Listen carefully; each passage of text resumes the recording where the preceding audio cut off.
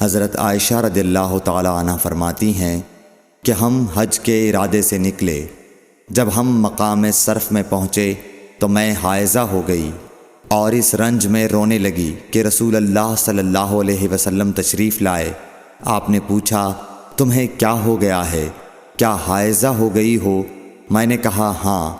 آپ نے فرمایا یہ ایک ایسی چیز ہے جس کو اللہ تعالیٰ نے آدم کی بیٹیوں کے لیے لکھ دیا ہے، اس لیے تم بھی حج کے لیے افعال پورے کر لو، البتہ بیت اللہ کا طواف نہ کرنا۔ حضرت عائشہ رضی اللہ تعالی عنہا نے فرمایا کہ رسول اللہ صلی اللہ علیہ وسلم نے اپنی بیویوں کی طرف سے گائے کی قربانی کی۔ صرف ایک مقام مکے سے 6-7 میل کے فاصلے پر ہے۔ صحیح بخاری حدیث نمبر 294۔ حضرت عائشہ رضی اللہ تعالی عنہا نے فرمایا میں رسول اللہ صلی اللہ علیہ وسلم کے سر مبارک کو حائضہ ہونے کی حالت میں کنگھا کیا کرتی تھی۔ صحیح بخاری حدیث نمبر 295۔ حشام بن عروہ نے عروہ کے واسطے سے بتایا کہ ان سے سوال کیا گیا کیا حائضہ بیوی میری خدمت کر سکتی ہے یا ناپاکی کی حالت میں عورت مجھ سے نزدیک ہو سکتی ہے؟ عروہ نے فرمایا میرے نزدیک تو اس میں کوئی حرج نہیں ہے، اس طرح کی عورتیں میری بھی خدمت کرتی ہیں اور اس میں کسی کے لیے بھی کوئی حرج نہیں، اس لیے کہ مجھے حضرت عائشہ رضی اللہ تعالی عنہا نے خبر دی کہ وہ رسول کریم صلی اللہ علیہ وسلم کو حائضہ ہونے کی حالت میں کنگھا کیا کرتی تھیں، اور رسول اللہ صلی اللہ علیہ وسلم اس وقت مسجد میں معتکف ہوتے۔ آپ اپنا سر مبارک قریب کر دیتے اور حضرت عائشہ رضی اللہ تعالی عنہا اپنے حجرے ہی سے کنگھا کر دیتیں حالانکہ وہ حائضہ ہوتیں۔ صحیح بخاری حدیث نمبر 296۔ حضرت عائشہ رضی اللہ تعالی عنہا نے بیان کیا کہ نبی کریم صلی اللہ علیہ وسلم میری گود میں سر رکھ کر قرآن مجید پڑھتے حالانکہ میں اس وقت حیض والی ہوتی تھی۔ صحیح بخاری حدیث نمبر 297۔ ام سلمہ رضی اللہ تعالی عنہا نے کہا کہ میں نبی کریم صلی اللہ علیہ وسلم کے ساتھ ایک چادر میں لیٹی ہوئی تھی، اتنے میں مجھے حیض آ گیا، اس لیے میں آہستہ سے باہر نکل آئی اور اپنے حیض کے کپڑے پہن لیے۔ حضور صلی اللہ علیہ وسلم نے پوچھا کیا تمہیں نفاس آ گیا ہے؟ میں نے عرض کیا ہاں۔ پھر مجھے آپ نے بلا لیا اور میں چادر میں آپ کے ساتھ لیٹ گئی۔ صحیح بخاری حدیث نمبر 298۔ حضرت عائشہ رضی اللہ تعالی عنہا نے فرمایا میں اور نبی کریم صلی اللہ علیہ وسلم ایک ہی برتن میں غسل کرتے تھے حالانکہ دونوں جنبی ہوتے۔ صحیح بخاری حدیث نمبر 299۔ حضرت عائشہ رضی اللہ تعالی عنہا نے فرمایا کہ آپ مجھے حکم فرماتے پس میں ازار باندھ لیتی، پھر آپ میرے ساتھ مباشرت کرتے، اس وقت میں حائضہ ہوتی۔ صحیح بخاری حدیث نمبر 300۔ حضرت عائشہ رضی اللہ تعالی عنہا فرماتی ہیں کہ آپ صلی اللہ علیہ وسلم اپنا سر مبارک میری طرف کر دیتے، اس وقت آپ اعتکاف میں بیٹھے ہوئے ہوتے اور میں حیض کی حالت میں ہونے کے باوجود آپ کا سر مبارک دھو دیتی۔ صحیح بخاری حدیث نمبر 301۔ حضرت عائشہ رضی اللہ تعالی عنہا نے فرمایا ہم ازواج میں سے کوئی جب حائضہ ہوتی اس حالت میں رسول اللہ صلی اللہ علیہ وسلم اگر مباشرت کا ارادہ کرتے آپ ازار باندھنے کا حکم دے دیتے باوجود حیض کی زیادتی کے، پھر بدن سے بدن ملاتے۔ آپ نے کہا تم میں ایسا کون ہے جو نبی کریم صلی اللہ علیہ وسلم کی طرح اپنی شہوت پر قابو رکھتا ہو؟ صحیح بخاری حدیث نمبر 302۔ نبی کریم صلی اللہ علیہ وسلم اپنی بیویوں میں سے کسی سے مباشرت کرنا چاہتے اور وہ حائضہ ہوتی تو آپ کے حکم سے وہ پہلے ازار باندھ لیتیں۔ صحیح بخاری حدیث نمبر 303۔ رسول کریم صلی اللہ علیہ وسلم عید الاضحیٰ یا عید الفطر میں عیدگاہ تشریف لے گئے۔ وہاں آپ عورتوں کے پاس سے گزرے اور فرمایا، اے عورتوں کی جماعت، صدقہ کرو، کیونکہ میں نے جہنم میں زیادہ تم ہی کو دیکھا ہے۔ انہوں نے کہا، یا رسول اللہ صلی اللہ علیہ وسلم، ایسا کیوں؟ آپ نے فرمایا کہ تم لعن طعن بہت کرتی ہو اور شوہر کی ناشکری کرتی ہو، باوجود عقل اور دین میں ناقص ہونے کے میں نے تم سے زیادہ کسی کو بھی ایک عقل مند اور تجربہ کار آدمی کو دیوانہ بنا دینے والا نہیں دیکھا۔ عورتوں نے عرض کی کہ ہمارے دین اور ہماری عقل میں نقصان کیا ہے یا رسول اللہ؟ آپ نے فرمایا، کیا عورت کی گواہی مرد کی گواہی سے نصف نہیں ہے؟ انہوں نے کہا، جی ہے۔ آپ نے فرمایا، بس یہی اس کی عقل کا نقصان ہے۔ پھر آپ نے پوچھا، کیا ایسا نہیں ہے کہ جب عورت حائضہ ہو تو نہ نماز پڑھ سکتی ہے نہ روزہ رکھ سکتی ہے؟ عورتوں نے کہا، ایسا ہی ہے۔ آپ نے فرمایا کہ یہی اس کے دین کا نقصان ہے۔ صحیح بخاری حدیث نمبر 304۔ حضرت عائشہ رضی اللہ تعالی عنہا نے فرمایا کہ ہم رسول اللہ صلی اللہ علیہ وسلم کے ساتھ حج کے لیے اس طرح نکلے کہ ہماری زبانوں پر حج کے علاوہ اور کوئی ذکر ہی نہ تھا۔ جب ہم مقام صرف پہنچے تو مجھے حیض آ گیا۔ اس غم سے میں رو رہی تھی کہ نبی صلی اللہ علیہ وسلم تشریف لائے۔ آپ نے پوچھا، کیوں رو رہی ہو؟ میں نے کہا، کاش میں اس سال حج کا ارادہ ہی نہ کرتی۔ آپ نے فرمایا، شاید تمہیں حیض آ گیا ہے۔ میں نے کہا، جی ہاں۔ آپ نے فرمایا، یہ چیز تو اللہ تعالیٰ نے آدم کی بیٹیوں کے لیے مقرر کر دی ہے، اس لیے تم جب تک پاک نہ ہو جاؤ طواف بیت اللہ کے علاوہ حاجیوں کی طرح تمام کام انجام دو۔ صحیح بخاری حدیث نمبر 305۔ فاطمہ ابی حبیش کی بیٹی نے رسول کریم صلی اللہ علیہ وسلم سے کہا کہ یا رسول اللہ صلی اللہ علیہ وسلم، میں تو پاک ہی نہیں ہوتی، تو کیا میں نماز بالکل چھوڑ دوں؟ حضور صلی اللہ علیہ وسلم نے فرمایا کہ یہ رگ کا خون ہے، حیض نہیں، اس لیے جب حیض کے دن جن میں کبھی پہلے تمہیں عادتاً حیض آیا کرتا تھا آئیں تو نماز چھوڑ دے، اور جب اندازے کے مطابق وہ دن گزر جائیں تو خون دھو ڈال اور نماز پڑھ۔ صحیح بخاری حدیث نمبر 306۔ ایک عورت نے رسول کریم صلی اللہ علیہ وسلم سے سوال کیا۔ اس نے پوچھا کہ یا رسول اللہ، آپ ایک ایسی عورت کے متعلق کیا فرماتے ہیں جس کے کپڑے پر حیض کا خون لگ گیا ہو؟ تو رسول اللہ صلی اللہ علیہ وسلم نے فرمایا کہ اگر کسی عورت کے کپڑے پر حیض کا خون لگ جائے تو چاہیے کہ اسے رگڑ ڈالے، اس کے بعد اسے پانی سے دھوئے، پھر اس کپڑے میں نماز پڑھ لے۔ صحیح بخاری حدیث نمبر 307۔ حضرت عائشہ رضی اللہ تعالی عنہا نے فرمایا کہ ہمیں حیض آتا تو کپڑے کو پاک کرتے وقت ہم خون کو مل دیتے، پھر اس جگہ کو دھو لیتی اور تمام کپڑے پر پانی بہا دیتی اور اسے پہن کر نماز پڑھتی۔ صحیح بخاری حدیث نمبر 308۔ نبی کریم صلی اللہ علیہ وسلم کے ساتھ آپ کی بعض ازواج نے اعتکاف کیا، حالانکہ وہ مستحاضہ تھیں اور انہیں خون آتا تھا، اس لیے خون کی وجہ سے تشت اکثر اپنے نیچے رکھ لیتی۔ اور اکرمہ نے کہا کہ عائشہ رضی اللہ تعالی عنہا نے قسم کا پانی دیکھا تو فرمایا، یہ تو ایسا ہی معلوم ہوتا ہے جیسے فلاں صاحبہ کو استحاضہ کا خون آتا تھا۔ صحیح بخاری حدیث نمبر 309۔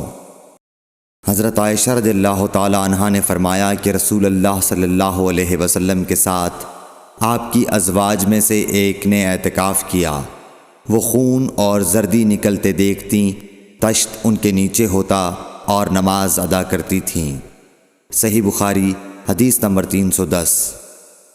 حضرت عائشہ رضی اللہ تعالی عنہا نے فرمایا کہ بعض امہات المومنین نے اعتکاف کیا حالانکہ وہ مستحاضہ تھیں۔ صحیح بخاری حدیث نمبر 311۔ عبداللہ بن ابی نجیح نے مجاہد سے کہا کہ حضرت عائشہ رضی اللہ تعالی عنہا نے فرمایا کہ ہمارے پاس صرف ایک کپڑا ہوتا تھا جسے ہم حیض کے وقت پہنتی تھیں، جب اس میں خون لگ جاتا تو اس پر تھوک ڈال لیتیں اور پھر اسے ناخنوں سے مسل دیتیں۔ صحیح بخاری حدیث نمبر 312۔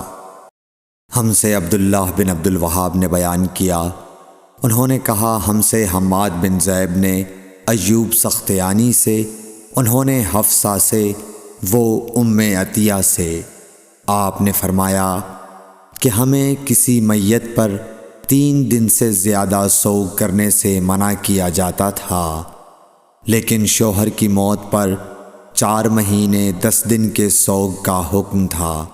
ان دنوں میں ہم نہ سرما لگاتی، نہ خوشبو، اور عصب یمن کی بنی ہوئی ایک چادر جو رنگین بھی ہوتی تھی کے علاوہ کوئی رنگین کپڑا ہم استعمال نہیں کرتی تھیں، اور ہمیں عدت کے دنوں میں حیض کے غسل کے بعد کست اظفار استعمال کرنے کی اجازت تھی، اور ہمیں جنازے کے پیچھے چلنے سے منع کیا جاتا تھا۔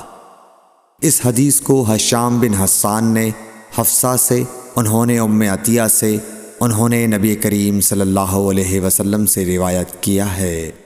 صحیح بخاری حدیث نمبر 313۔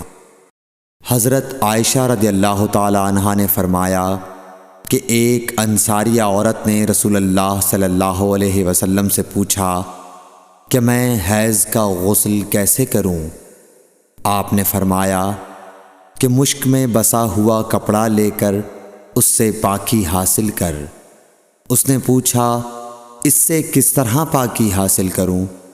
آپ نے فرمایا اس سے پاکی حاصل کر۔ اس نے دوبارہ پوچھا کہ کس طرح؟ آپ نے فرمایا سبحان اللہ، پاکی حاصل کر۔ پھر میں نے اسے اپنی طرف کھینچ لیا اور کہا کہ اسے خون لگی ہوئی جگہوں پر پھیر لیا کر۔ صحیح بخاری حدیث نمبر 314۔ حضرت عائشہ رضی اللہ تعالی عنہا نے بیان کیا کہ انصاریہ عورت نے رسول اللہ صلی اللہ علیہ وسلم سے پوچھا کہ میں حیض کا غسل کیسے کروں؟ آپ نے فرمایا کہ ایک مشک میں بسا ہوا کپڑا لے اور پاکی حاصل کر۔ یہ آپ نے 3 دفعہ فرمایا۔ پھر حضور صلی اللہ علیہ وسلم شرمائے اور آپ نے اپنا چہرہ مبارک پھیر لیا یا فرمایا کہ اس سے پاکی حاصل کر۔ پھر میں نے انہیں پکڑ کر کھینچ لیا اور نبی کریم صلی اللہ علیہ وسلم جو بات کہنا چاہتے تھے وہ میں نے اسے سمجھائی۔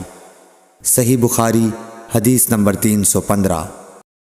حضرت عائشہ رضی اللہ تعالی عنہا نے بتلایا کہ میں نے نبی کریم صلی اللہ علیہ وسلم کے ساتھ حجۃ الوداع کیا۔ میں تمتع کرنے والوں میں تھی اور ہدی یعنی قربانی کا جانور اپنے ساتھ نہیں لے گئی تھی۔ حضرت عائشہ رضی اللہ تعالی عنہا نے اپنے متعلق بتایا کہ پھر وہ حائضہ ہو گئیں اور عرفہ کی رات آ گئی اور ابھی تک وہ پاک نہیں ہوئی تھیں، اس لیے انہوں نے رسول اللہ صلی اللہ علیہ وسلم سے کہا کہ حضور آج عرفہ کی رات ہے اور میں عمرے کی نیت کر چکی تھی۔ رسول اللہ صلی اللہ علیہ وسلم نے فرمایا کہ اپنے سر کو کھول ڈال اور کنگاہ کر اور عمرے کو چھوڑ دے۔ میں نے ایسا ہی کیا۔ پھر میں نے حج پورا کر لیا اور لیلۃ الحصبہ میں عبد الرحمن بن ابو بکر کو حضور صلی اللہ علیہ وسلم نے حکم دیا وہ مجھے اس عمرے کے بدلے میں جس کی نیت میں نے کی تھی تنعیم سے دوسرا عمرہ کرا لائے۔ صحیح بخاری حدیث نمبر 316۔ حضرت عائشہ رضی اللہ تعالی عنہا نے فرمایا ہم ذی الحجہ کا چاند دیکھتے ہی نکلے۔ رسول کریم صلی اللہ علیہ وسلم نے فرمایا کہ جس کا دل چاہے تو اسے عمرے کا احرام باندھ لینا چاہیے، کیونکہ اگر میں ہدی ساتھ نہ لاتا تو میں بھی عمرے کا احرام باندھتا۔ اس پر بعض صحابہ نے عمرے کا احرام باندھا اور بعض نے حج کا۔ میں بھی ان لوگوں میں سے تھی جنہوں نے عمرے کا احرام باندھا تھا، مگر عرفہ کا دن آ گیا اور میں حیض کی حالت میں تھی۔ میں نے نبی کریم صلی اللہ علیہ وسلم سے اس کے متعلق شکایت کی تو آپ نے فرمایا کہ عمرہ چھوڑ اور اپنا سر کھول اور کنگاہ کر اور حج کا احرام باندھ لے۔ میں نے ایسا ہی کیا، یہاں تک کہ جب حسبہ کی رات آئی تو رسول اللہ صلی اللہ علیہ وسلم نے میرے ساتھ میرے بھائی عبد الرحمن بن ابی بکر کو بھیجا۔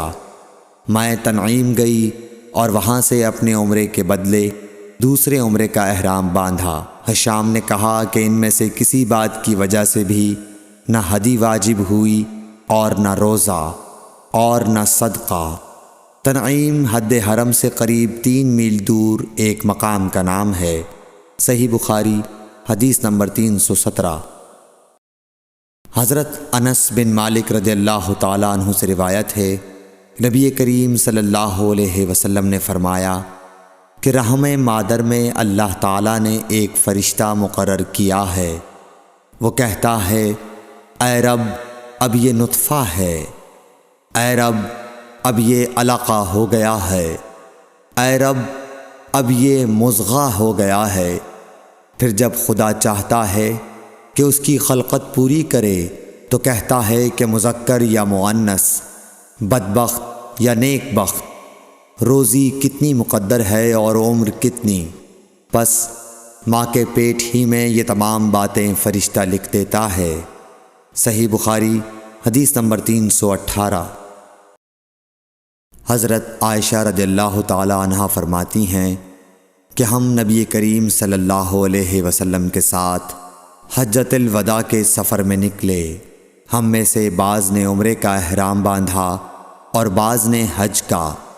پھر ہم مکہ آئے اور حضرت صلی اللہ علیہ وسلم نے فرمایا کہ جس نے عمرے کا احرام باندھا ہو اور ہدی ساتھ نہ لایا ہو تو وہ حلال ہو جائے، اور جس نے عمرے کا احرام باندھا ہو اور وہ ہدی بھی ساتھ لایا ہو تو وہ ہدی کی قربانی سے پہلے حلال نہ ہوگا، اور جس نے حج کا احرام باندھا ہو تو اسے حج پورا کرنا چاہیے۔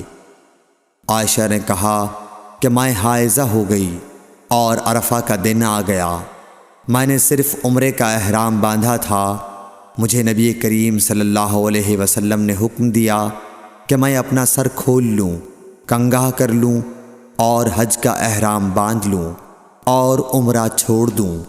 میں نے ایسا ہی کیا اور اپنا حج پورا کر لیا۔ پھر میرے ساتھ حضرت صلی اللہ علیہ وسلم نے عبد الرحمن بن ابی بکر کو بھیجا اور مجھ سے فرمایا کہ میں اپنے چھوٹے ہوئے عمرے کے عوض تنعیم سے دوسرا عمرہ کر لوں۔ صحیح بخاری حدیث نمبر 319۔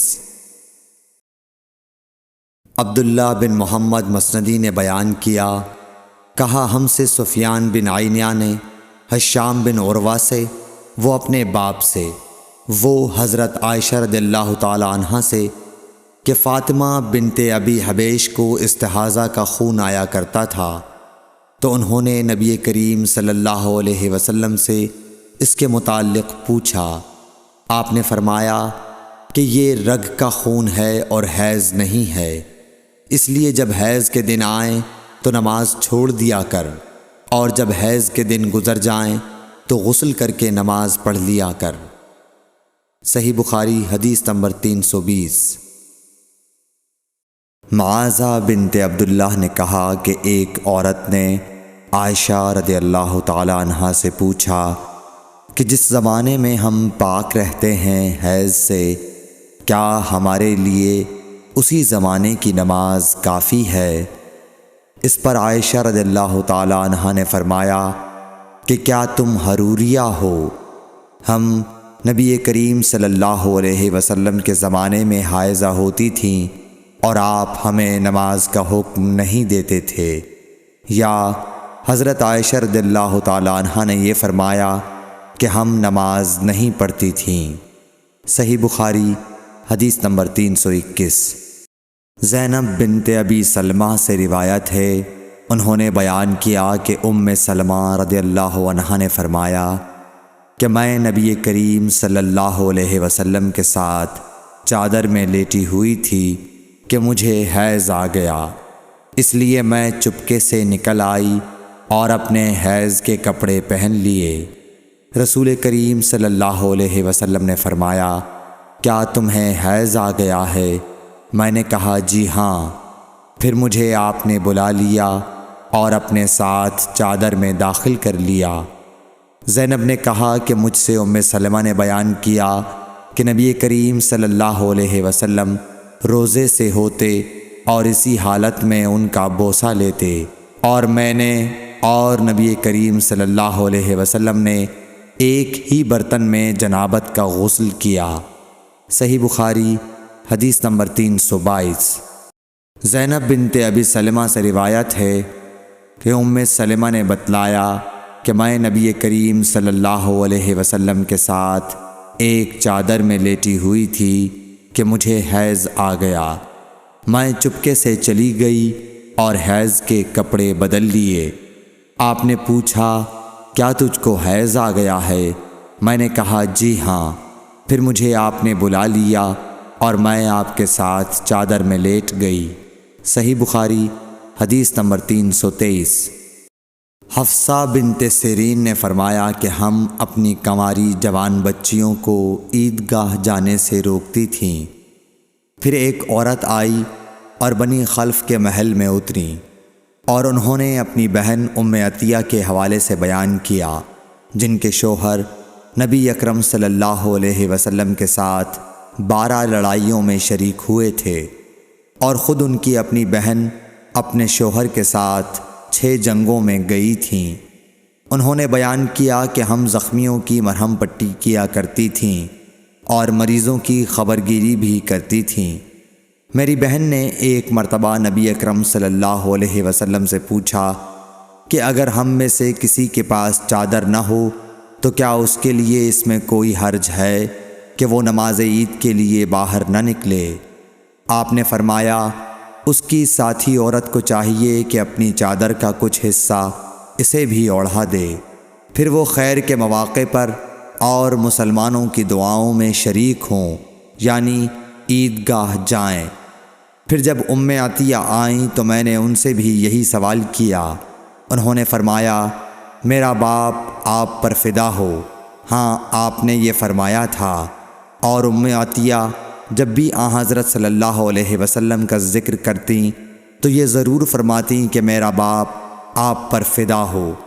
انہوں نے کہا میں نے آپ کو یہ کہتے ہوئے سنا کہ جوان لڑکیاں، پردے والیاں اور حائضہ عورتیں بھی باہر نکلیں اور مواقع خیر میں اور مسلمانوں کی دعاؤں میں شریک ہوں، اور حائضہ عورت جائے نماز سے دور رہے۔ حفصہ کہتی ہیں میں نے پوچھا کیا حائضہ بھی؟ انہوں نے فرمایا کیا وہ عرفات میں فلاں فلاں جگہ نہیں جاتی؟ یعنی جب وہ ان جملہ مقدس مقامات میں جاتی ہیں تو پھر عیدگاہ میں کیوں نہ جائیں؟ صحیح بخاری حدیث نمبر 324۔ حشام بن عروہ نے کہا کہ مجھے میرے والد نے حضرت عائشہ رضی اللہ تعالی عنہا کے واسطے سے خبر دی کہ فاطمہ بنت ابی حبیش رضی اللہ عنہا نے نبی صلی اللہ علیہ وسلم سے پوچھا کہ مجھے استحاضہ کا خون آتا ہے اور میں پاک نہیں ہو پاتی، تو کیا میں نماز چھوڑ دیا کروں؟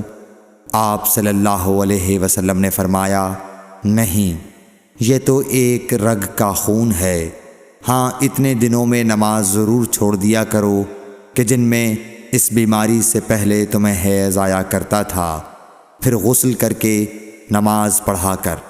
صحیح بخاری حدیث نمبر 325۔ محمد بن سیرین نے بیان کیا وہ ام عطیہ سے آپ نے فرمایا کہ ہم زرد اور مٹیالے رنگ کو کوئی اہمیت نہیں دیتی تھیں۔ صحیح بخاری حدیث نمبر 326۔ حضرت عائشہ رضی اللہ تعالی عنہا سے جو حضرت صلی اللہ علیہ وسلم کی بیوی ہیں روایت ہے کہ ام حبیبہ 7 سال تک مستحاضہ رہیں۔ انہوں نے نبی کریم صلی اللہ علیہ وسلم سے اس کے بارے میں پوچھا تو آپ صلی اللہ علیہ وسلم نے انہیں غسل کرنے کا حکم دیا اور فرمایا کہ یہ رگ کی وجہ سے بیماری ہے، پس ام حبیبہ ہر نماز کے لیے غسل کرتی تھیں۔ صحیح بخاری حدیث نمبر 327۔ حضرت عائشہ رضی اللہ تعالی عنہا سے روایت ہے کہ انہوں نے رسول کریم صلی اللہ علیہ وسلم سے کہا کہ حضور صفیہ بنت حی کو حج میں حیض آ گیا۔ رسول اللہ صلی اللہ علیہ وسلم نے فرمایا، شاید کہ وہ ہمیں روکیں گی، کیا انہوں نے تمہارے ساتھ طواف زیارت نہیں کیا؟ عورتوں نے جواب دیا کہ کر لیا ہے۔ آپ نے اس پر فرمایا کہ پھر نکلو۔ صحیح بخاری حدیث نمبر 328۔ حضرت عائشہ رضی اللہ تعالی عنہا فرماتی ہیں کہ نبی کریم صلی اللہ علیہ وسلم نے فرمایا کہ جب حیض کا زمانہ آئے تو نماز چھوڑ دے، اور جب یہ زمانہ گزر جائے تو خون کو دھو اور نماز پڑھ۔ صحیح بخاری حدیث نمبر 331۔ سمرہ بنت جندب سے روایت ہے کہ ایک عورت ام کعب زچگی میں مر گئی تو آن حضور صلی اللہ علیہ وسلم نے ان کی نماز جنازہ پڑھی۔ اس وقت آپ ان کے جسم کے وسط میں کھڑے ہوئے۔ صحیح بخاری حدیث نمبر 332۔